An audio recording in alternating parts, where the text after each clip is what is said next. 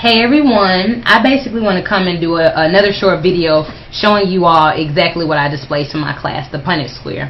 Before I get into that, it needs to be first understood that the oldest individual to ever be found on the face of the earth was a woman given the name of Lucy, who was African. She was found in South Africa.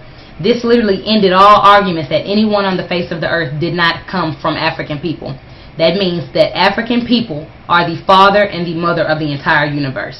Now, the Punnett square. This is what a Punnett square is. This is what we use in science to display genes and genotype.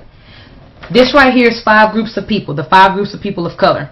You have the black, who is the African, the brown, who is considered the Middle Eastern, the red, who is considered the Native American or the Latin. You have the yellow, who is considered the Asian, and the white, who is considered the European, just to keep it simple. Now, these 2 big X's display the African, because we are genetically dominant. Anyone that doesn't understand that black people are genetically dominant is a person that has first been miseducated on themselves.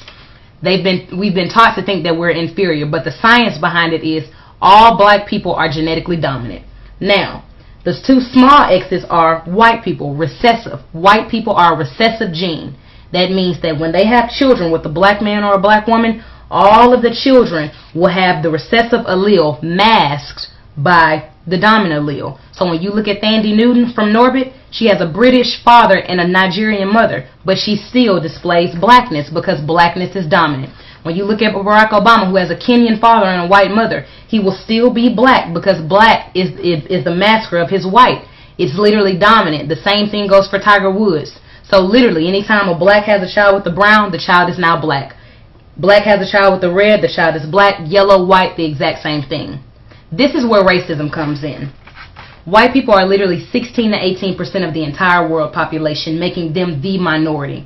The thing about whiteness is it's a recessive gene. So you literally have to have 2 white parents in order to be white. So when Dylann Roof says you're raping our women, what does he mean by that? He means that anytime a white woman has a child with a black man, those children are not white anymore, because in order to clarify as white, you have to be 100% white.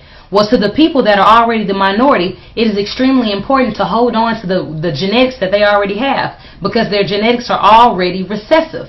So think about prison. Why are so many black men are in prison? Because if you're in prison, what are you not doing? You are not having children. Why does it seem so many black American men are turning homosexual? So many black women are lesbians.